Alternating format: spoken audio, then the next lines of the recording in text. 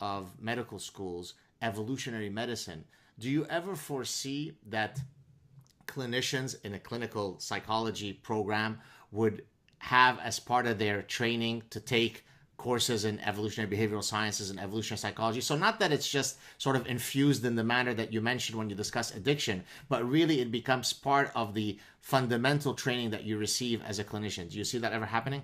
Well, I don't know, because I don't know. I haven't looked for a while to find out what the requirements are for the APA, American Psychological Association, and American Psychological Society approved clinical programs. Because you definitely have to take the institutes definitely have to offer a variety of biologically predicated courses. Now, maybe that's moved a bit in the social constructionist direction since I last looked, because it's been quite a while.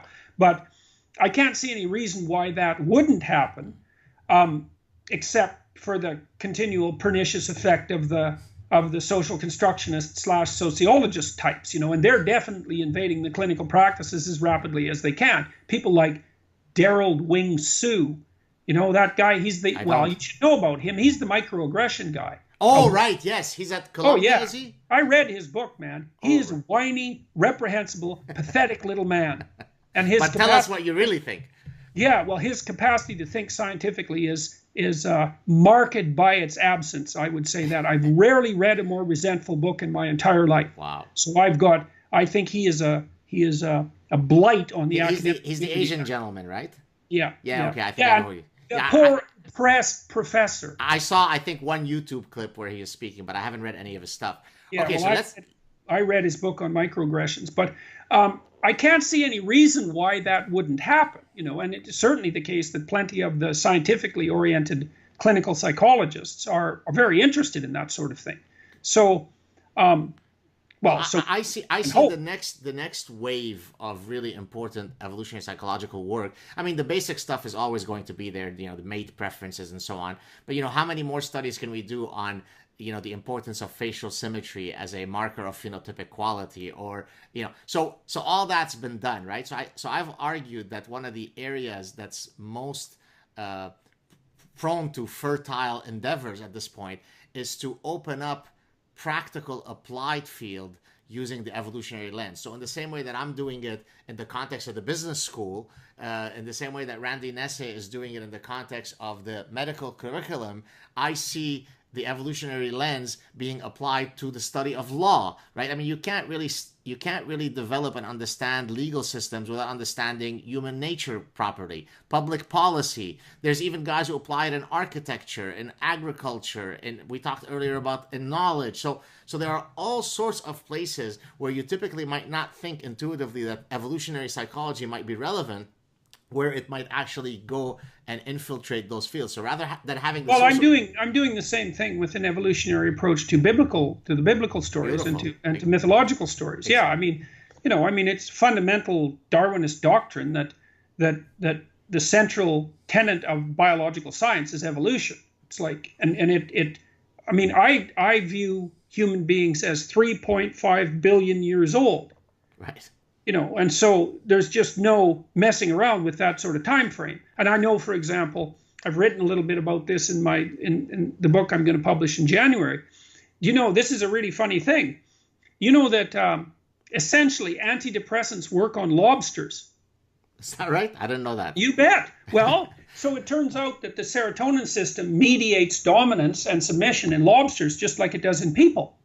And it, like a low serotonin lobster, is all crouched down and inhibited and won't fight and skittles off to his nest or to his burrow and retreats. And a victorious lobster, his serotonin levels rise and he acts bigger than he is and struts around. And that kind of, and there's a evolutionary gap. We split off from the common ancestors between human beings and crustaceans about somewhere between 350 and 600 million years ago. And the bloody neurochemistry has remained relatively stable. I mean, these things are absolutely remarkable, and they need to be seriously considered. And it's especially true when looking at the motivation, say, both of young men and young women. But young men are driven by status competition like mad, partly because young women like young men who win. You're speaking my language now. You're entering my zone now. Uh, so I want to get back to purposeful life, which we talked about earlier, which is going to lead us to, and not that I wanted to abruptly end our evolutionary stuff, but we could go on for another 3 hours. By the way, regarding your interest in the nexus of evolution and religion, it might interest you to know that I will have on Pascal Boyer soon. I don't know. Do you know his work? Yeah, I do. Yeah, so he will be on. So he's the guy, for the viewers who may not know him. He's an anthropologist and a psychologist who has argued that religion is an exaptation, not an adaptation. In other words, religion takes the neuronal systems that have evolved for different purposes and then it piggybacks on them, and hence the Yeah. Well, that's a common claim, and I think that I don't think that's a weak claim, but I think it's insufficiently deep. I think there's some truth in that, but I think it's too reductionistic. I don't think it gives the religious sentiments their proper primacy, because so you think so you would fall more in the religion has adaptive values camp. Oh, absolutely. Okay. Absolutely. Using what? Merely the ability. Well, I think a lot of it has to do with mimicry, GAD. Okay. You know, there's a psychologist at Queen's University. What was his name? Oh, God.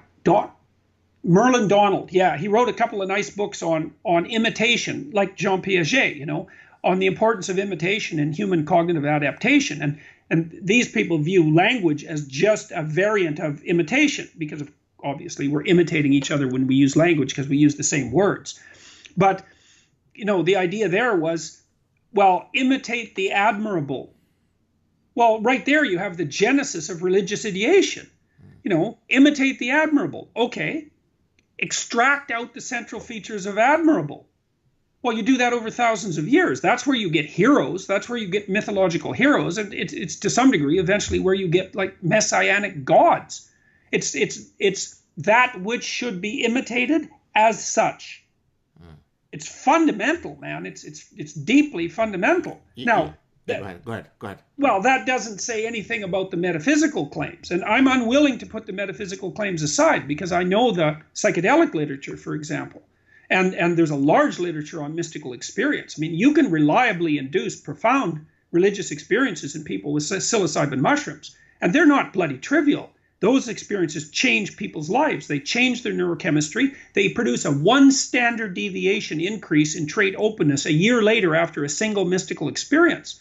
So, I mean, that's as empirically demonstrable as anything can be. Although those, what you're describing, are proximate mechanisms. If we're looking at the ultimate causation, and we want to argue that religion is an adaptation, the only valuable explanation that I have seen that argues that religion is adaptive has come from actually a good friend of mine, David Sloan Wilson, the evolutionary biologist, who has argued from a group selectionist perspective, right? Whereby he argues that groups that score higher on religiosity will have greater, communality, greater cohesiveness, greater proclivity to engage in reciprocal, relationships, and therefore, because of that, they will outsurvive groups that are not religious. And now the reason why he gets into a lot of hot water for that argument is that most evolutionary scientists in general, and certainly evolutionary psychologists in particular, tend to exhibit some disdain towards group selectionist argument.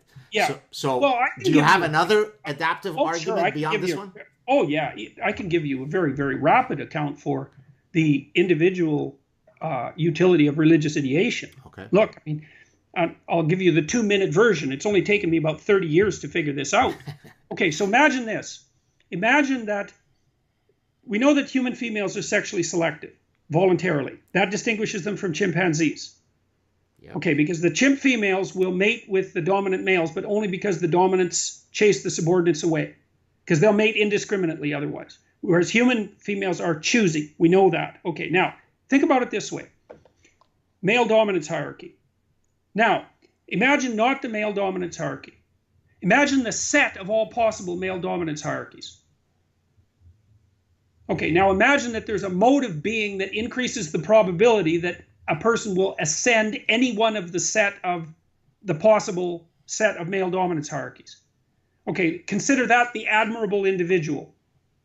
And then consider the meta-admirable individual as the person most likely to conquer all possible sets of dominance hierarchies. Okay, that's the person that the men themselves will elect to the highest position of the male dominance hierarchy.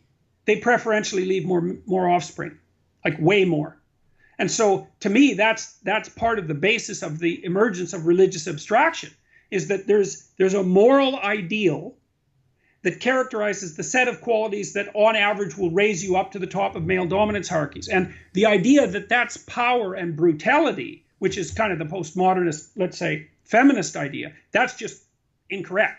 But why do you have to root that argument in a supernatural mechanism? I mean, everything that you said could hold perfectly true without it requiring a religious angle to the story. It depends what you mean by supernatural. Like, I would say that, like, because the distinction between a disembodied abstraction and a metaphysical entity is very difficult to draw. And so I could say, like, the ultimate mythological hero has never existed. But that doesn't mean that he's not real. He might be more real than anything else, in the same way that numbers are more real than anything else. Because an abstraction, now imagine that the ultimate admirable person is a fictional abstraction that's a pattern, like a pattern of spirit. It's a pattern that you can embody in action. Well, and imagine as well that we've learned to identify that because of the thousands, hundreds of thousands of years that we spent in dominance hierarchies. And you can admire someone, man, that happens immediately. Well, the reason you admire them is because their behavior partakes of an archetypal pattern. And that archetypal pattern as such, you could think of as a spiritual entity. Now, I'm not making the claim in this argument that that spiritual entity has anything other than an abstract existence. But I would make the case is that don't be denigrating the reality of an abstract representation, because the admirable, let's say, never dies. It exists forever. It's embodied everywhere. It's part of every psyche. It's part of every culture. So you could think of it as, if you think about human beings as neurons in the node of human society, you can think of the abstract ideal as a meta idea that emerges out of all those nodes. And you can give it what's essentially eternal and deathless existence in that manner. Now, that's a reduction. That's a reductionist religious argument, right? I've dispensed completely with the overarching metaphysics, because I'm not positing the actual corporeal existence of a deity, let's say, but it's the next best thing. And then I would say perhaps that what happens to people in mystical experiences where they encounter the archetype is that they make direct contact with their own representation. It's like this representation exists as an emergent property of the cognitive interactions of humanity as a whole. And so it's represented externally.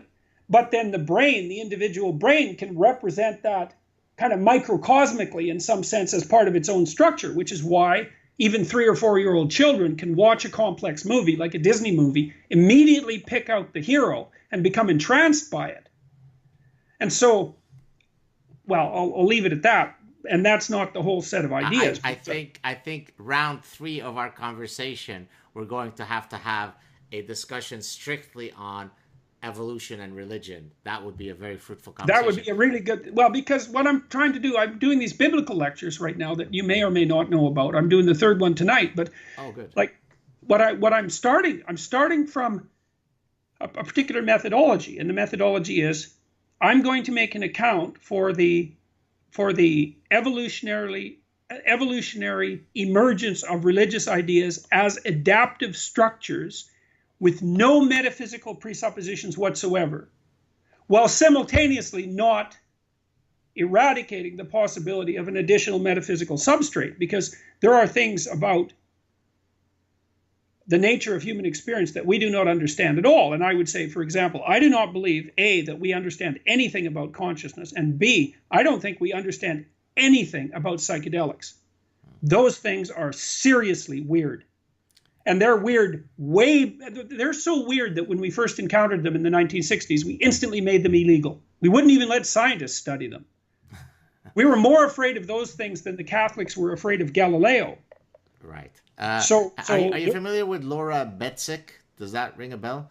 So No. Laura Betzig is a Darwinian historian who published a paper where she did a content analysis of the Old Testament. It's actually going to tie several things that we talked about today. So what she looked at is the status, the known status of different protagonists in the Bible.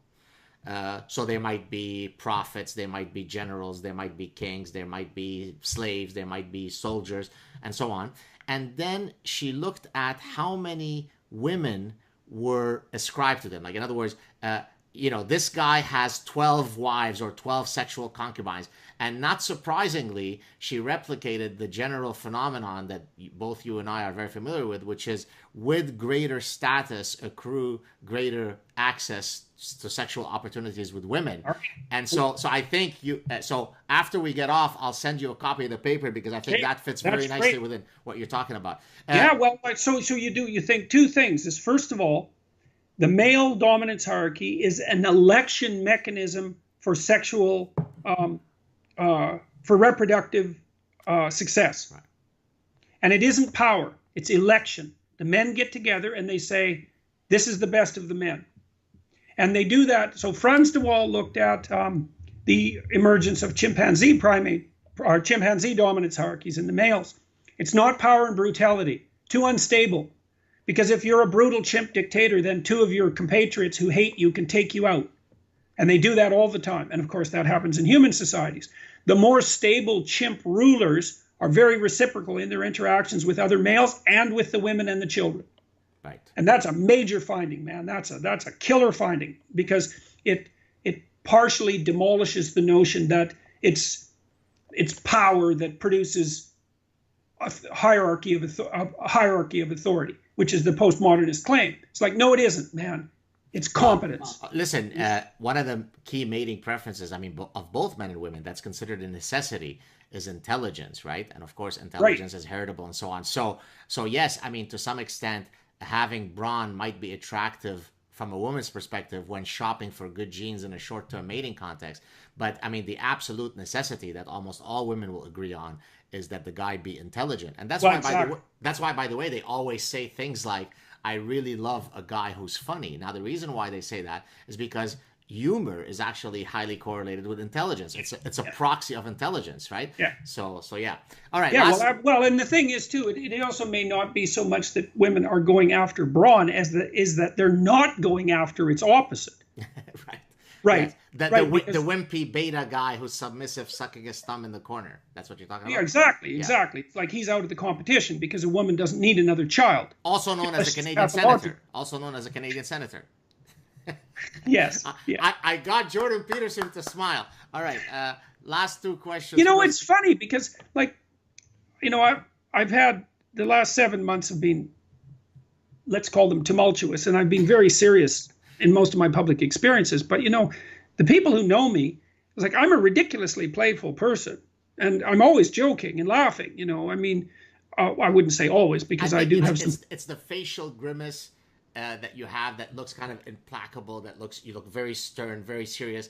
So that's what comes across, because I think I saw some comments in our first chat where people were sort of looking at us that, I smiled a lot more, you did. Yeah. So I think it's just they're basing it on these surface cues that may not. Yes, well, and when you talk to me too, Jesus, the university had just written me 2 letters telling me they were going to get rid of my job, and I was like, Joe Pariah. It was a little bit on the, it was a little on the stressful side. Well, revenge is a dish best served cold, because you certainly showed them. And I think at this point you're, to use an obnoxious cliche, you're too big to fail. I don't think anybody's going to touch you anymore. So yeah, I think you're safe. I'm knocking on wood, because I still am in a situation where one stupid mistake could cost me a lot. I hear you. But one of the things that has been comical, ironic, and well, I don't know how better to put it, both comical and ironic. And this also has to do with my Patreon account, which I think is absolutely, I got 2 things to say about that. That's absolutely comical, is that if I go out to speak to an audience and it goes well, then my financial support goes up. So great, and I think that's great because, and this is something I want to make clear, is like, I am making a lot of money on Patreon. And people have been commenting about that. But one of the things I would like to say is that it is not how much money you make that's relevant. It's what you're going to do with the damn money. Right. And I don't and have I'm thinking there's a substantial portion of it that's going to be siphoned off to the Dr. GAD SAAD fund. That's what I'm thinking. That's what you're hoping. That's what I'm hoping. Okay, fair enough. Yeah. Well, I mean, I don't have a lot of personal hedonic desires, Right. First of all, I'm not that young. And second, well, they're just not that useful to me. I mean, travel, I can already do that. I have my wife who I get along with. I've got kids. I'm going to have a grandchild. I've got everything I want. I'm not interested in buying a bunch more things. But what I am interested in doing is taking money and doing useful things with it. And I have lots of plans with it. And I think that you don't judge someone by how much money they have. You judge them by what the hell they do with the money when they have it. And I think the fact that that's not self-evident is also an indication of how deeply rooted this social justice resentment has become in our society. Right. So you're sort of tarred by the fact you lose your purity as a truth seeker by virtue of the fact that there is a big dollar sign assigned to your Patreon, right? Aha, he's after pecuniary needs and he must be an evil capitalist. Is that the general idea of what you're getting now?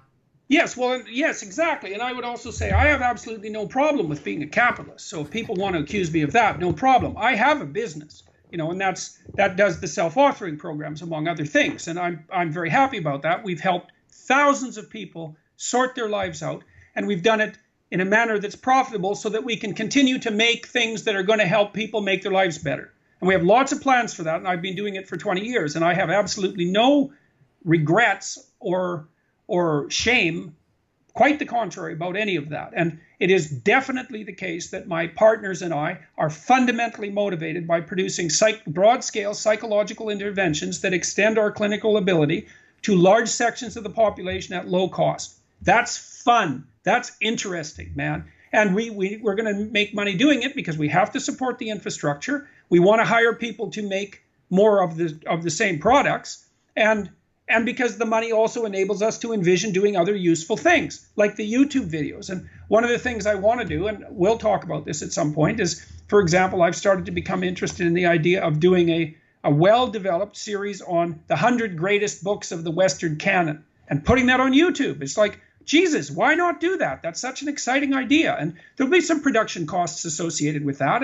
But the return on investment should be staggering. And like the lectures that I've been putting on YouTube, and you too, I mean, they're reaching hundreds of thousands of people. Well, God, that's worth some money, for God's sake. And so I don't feel the least bit upset about the fact that some money has been coming my way, and partly also because I'm not requiring people to give it to me. Right. I'm giving everything I'm doing away except for the self-authoring stuff, which actually has a cost. I'm giving all the stuff I'm doing away for free. So, and if people want to support what I'm doing because they trust that I'm going to put the money to good use, then they get to do that. And I don't give a damn what the left-wing social justice warrior types think about that. And if they think that's the reason I'm doing it, well, frankly, I don't give a damn what they think. Well, I'm at 1/10 what you're making, maybe even less. So for all those of you who are into social justice and equality, let's start siphoning some of those funds to the green-eyed Lebanese lover and not just to Jordan Peterson. For the sake of fairness and social justice, last two questions for you. Okay. Number one, which I guess you've touched on now, just in the enthusiasm you exhibit for everything that you do. What is it that you do when you get up every morning and you're excited about the incoming day? What is it that excites you the most? And then do you have any regrets? Because they're kind of related, right? Because sometimes one of the reasons why we get up and we're pissed off, I could have been a great soccer player, I could have been this, but I'm an accountant, I'm a physician. So if you could answer both of those questions that I ultimately relate to a lot of the people who watch your stuff because of self-help. So I thought that I would end with these personal questions. Take it away. Okay, well, right now, since October, mostly I've been obsessed with keeping up day by day. Like I've shortened my time horizon to the day because I'm in constant crisis mode. Now, I'm not complaining about that, but there are so many things coming my way and have been since September that I've shortened my time frame essentially to the next day with maybe the odd I passed out to a week. Like if I have a talk, even if it's an important talk now, and not that any of them are trivial, I don't even pay attention to it till that day because I can't. And so a lot of it has been juggling. And I've requested a sabbatical from the university, which I think they will grant. And I'm taking a bit of a hiatus from my clinical practice so that I can pull back and reevaluate what my priorities are in light of the fact that YouTube has emerged as this insanely powerful platform for education. And I'm investigating the possibility of using YouTube as a universal platform for humanities education. I would love to do that. And I think what should be done right now is that, this is my dream in some sense, is that the humanities should just be stolen from the university and put on publicly accessible and made publicly accessible in the form of podcasts and lectures with the accompanying reading, because it's cheap, it's effective, it's mass marketed, there's no administrative overlay. It can be done almost immediately by interested people. It can be viewed by the 3 billion people that are on YouTube. There'll be people who are translating it. Like, there's zero downside to that. And it would be extremely fun. And I've been talking to people who are interested in funding that and people who are interested in participating in it. And I just see no reason why that can't just be done. Now, an additional complexity might be the problem of accreditation for people if they were thinking about doing that in a more formal sense. But I think that problem can be left aside because, as you know, by all the people who are watching your videos, there's a massive hunger for actual education out there. And so my sense is that the university exists wherever there's massive hunger for wisdom. And that isn't in the universities. Yeah, before you go on answering your regret question, let me interject. Yep. For me, what excites me, and I think I could be speaking for you and you'll correct me if I'm wrong, I think we're both very passionate about the cerebral life, right? And I mean, it comes across not only in our individual interactions with people, but even how we interact with each other. So when I wake up every day, I'm literally like a kid in the candy store because on the one hand, I've got these great projects going on with my students and other co-authors that I want to work on. I'm working on a book, and then I could just turn on the camera on my computer and share some ideas. All of that stuff intoxicates me to no end. I mean, it's literally as if I'm a kid in the candy store because I've got these tools that allow me to consistently navigate endless intellectual landscapes, share them with other. Once in a while you get negative feedback, but overwhelmingly 99% of the people love what you do, give you positive reinforcement, they want to be part of the community. And so I would say that number one thing that keeps me going every day is just to be able to navigate that reality. Yeah. That's the dopamine fix. Yeah, that's it. That's why I like teaching so much, you know, and I love teaching and I like lecturing to people. It's incredibly exhilarating, and it's partly because I love thinking, and I don't lecture, I think out loud. Right. That's what I'm doing. Like, I'm not telling people what I know.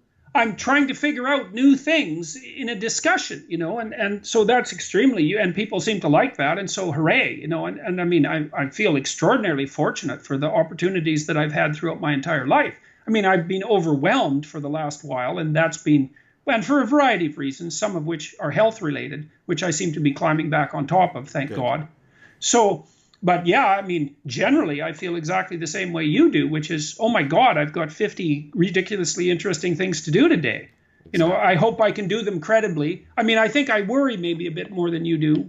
It sounds like it anyways, because I've been really obsessed over the last 7 months about not making a mistake, because there was at least 3 or 4 months there where if I made a mistake, I would have been just crucified. Yeah. Oh yeah, absolutely. Well, like so many professors and journalists have been. I'm almost certain that you are now an absolute untouchable. I mean, short of you being shown on a camera decapitating a student, I think that nobody's going to approach you. And which, by the way, that's one of the things that I try to tell people who write to me, where they're sort of torn between whether they want to go public or not. Yeah. I often tell them that I understand the instinct of wanting to stay quiet. But the reality is, if you shine the light on it, they will retreat. And I mean, no better case is you, right? You decided, no, I'm going to fight this. I don't give a damn. And now nobody can touch you. So, well, the other thing about the people who write is that, and this is something that I thought about when I made those first videos, it was like, well, they can either come for me or I can go for them.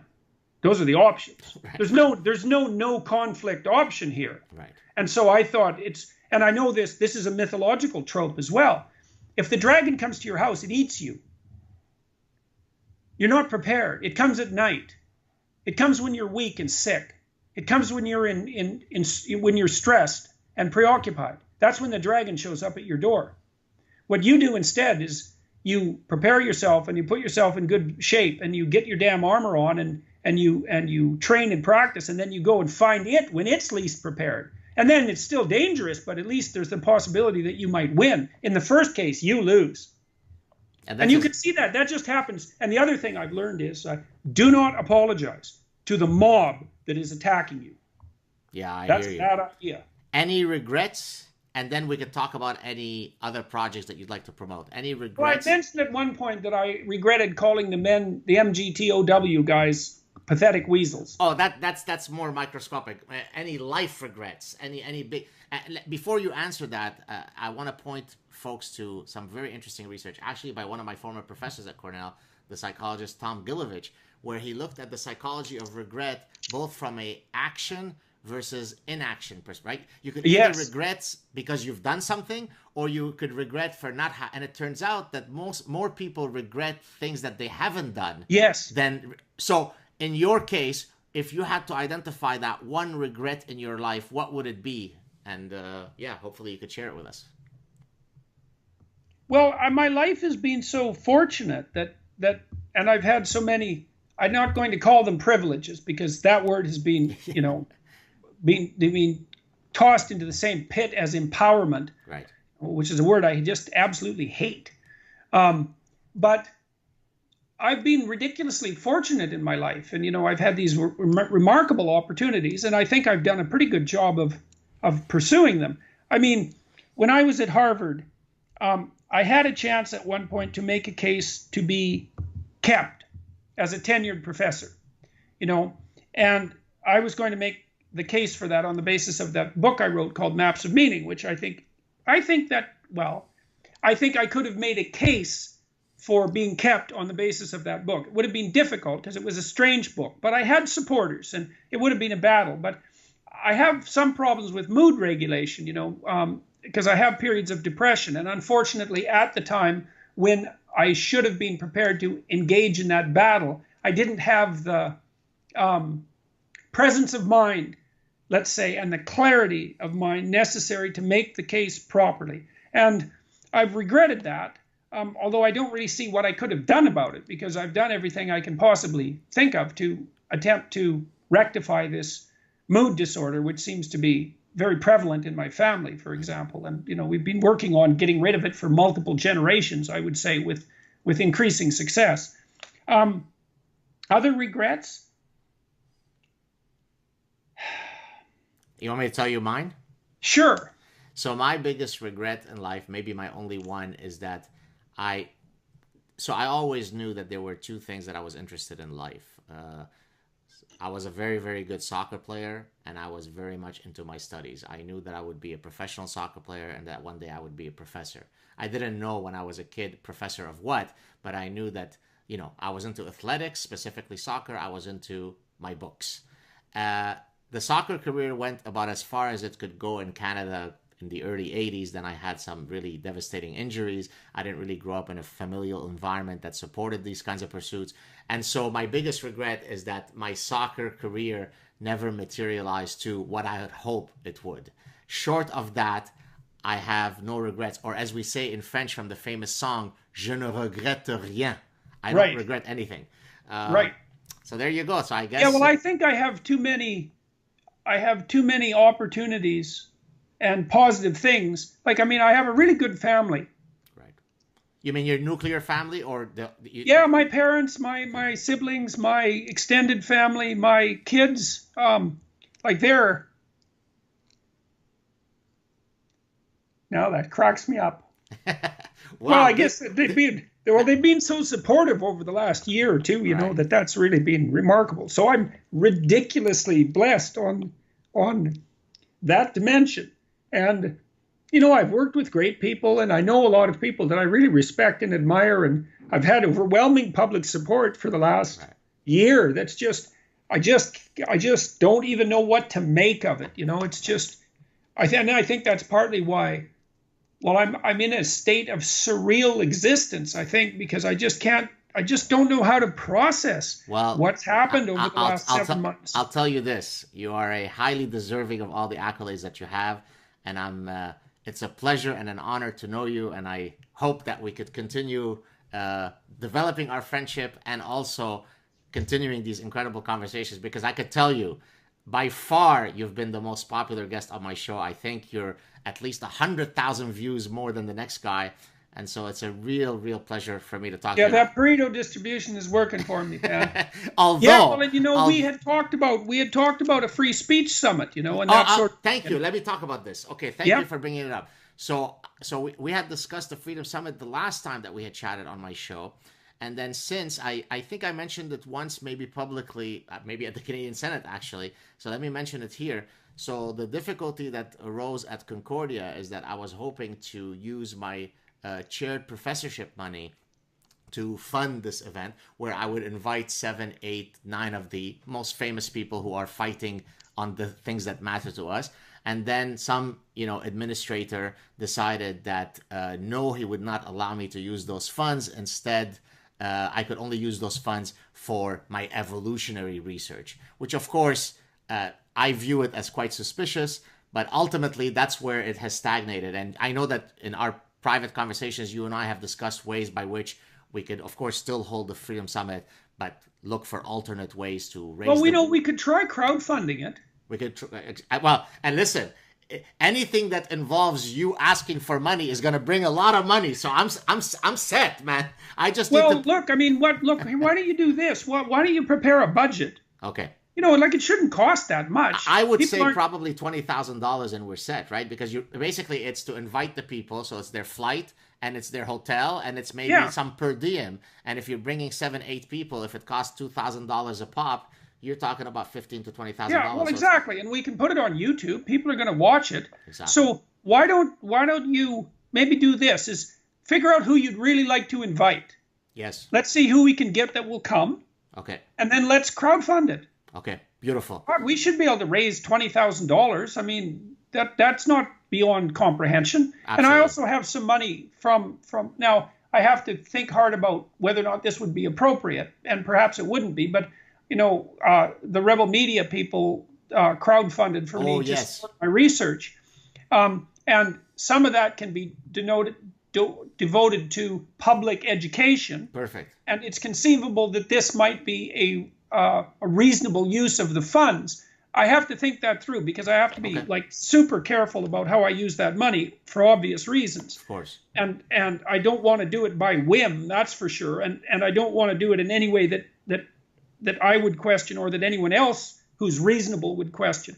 But Jesus, we should be able to come up with enough money to do this. I think there'd be enough people who would be interested in. Oh, you can't imagine the number of people that, since I announced it in our chat, that have written to me saying, hey, when is your Freedom Summit happening? And I keep sort of ducking and weaving because I feel embarrassed that it hasn't happened yet. So thank you for bringing that up. Well, the other thing, Gad, is we could sell tickets to the event. Yes. People will pay something reasonable, 25, imagine that you have a theater for 1,000 people, let's say. And then imagine that that's going to cost you in Montreal probably something about $7,500 for the day, maybe $10,000, something like that. So that would mean the ticket price would be $10 plus GST, so that'd be about $13 to begin with, and then you could double that to cover the expenses, let's say. And I think people would pay $25 to see a nice lineup of speakers. And so the other thing is we could just risk it, book the damn theater, put up the money up front, and presume that we'll recoup the expenses as a consequence of ticket sales, exactly. Which I think we would. Right. So why don't you start by putting together a list of seriously preferred speakers? I mean, I know you and I and Janice would do it. Yes. But it might be nice to invite Jonathan Haidt. Yes, I actually reached out to him, and when I was trying to have it now in May, he had said that he wasn't available. So hopefully if we go back to him and we have it, let's say in fall, he should be available. I thought of Jonathan Haidt, of course, you, Janice Fiamengo, myself, Greg Lukianoff from the Fire organization. Do you know? Yes. And I thought of a few others. Well, Christina Hoff-Summers might be fun. Hoff-Summers, I thought of her too, of course. You never know. Camille Paglia might do it. Yeah. Well, I'll actually say this publicly, although before I didn't say it. I reached out to her to come on my show, and then her assistant wrote to me saying, well, she doesn't do Skype interviews. To which I replied, I said, are you familiar with this thing called computers and electricity? To which then the assistant came back and said, well, no, she's very famous for having online engagement, but she's very busy. So it went from she doesn't do Skype to, and then I sent him, just to do one of my GADism, I sent him that ranking that you and I are on, you at number 1, me at number 2. And I said, oh, here's Camille Paglia at number 4. So that was my way to say, hey, stay humble, don't pull rank. So regrettably, my first interaction didn't go well, but let's hope that she comes to her senses. Well, a little persistence might be okay. I think I'm going to go talk to her in the fall. Oh, good. So maybe then you could mention that. Yeah, well, it's, but I mean, we how many speakers do we want? If, let's say it was one day, we probably don't want more than about 5 or 6 speakers. Or something like that. Exactly. Well, I think we should go ahead with it, assuming that it will work out. Okay, I like it. Thank you so much for reinvigorating the project. Any last words before we ended, Jordan? No, well, I guess only this, that I would like to reiterate my thanks to you for being, for supporting me in the very early stages of this. I'd like to publicly thank all the people who are supporting me. I mean, it's absolutely unbelievable. I seriously can't believe it. I cannot wrap my head around it. And, hooray, I'm going to keep trying to produce high quality productions for people and help educate them. And I hope that, I've got some ambitious plans for stealing the humanities back from the people who've perverted them. Because I think it's time, man. Why not? Why not use this new technology? There's the possibility that the whole damn world could get a good education for nothing. Jesus, what a good deal, man. So what a wonderful way to end it. Stay on the line for a second so we could say goodbye off air. Hey. I will try to have this up hopefully later today. Thanks so much, Jordan. My pleasure. Thanks for the invite again. Real pleasure. Cheers. Yep.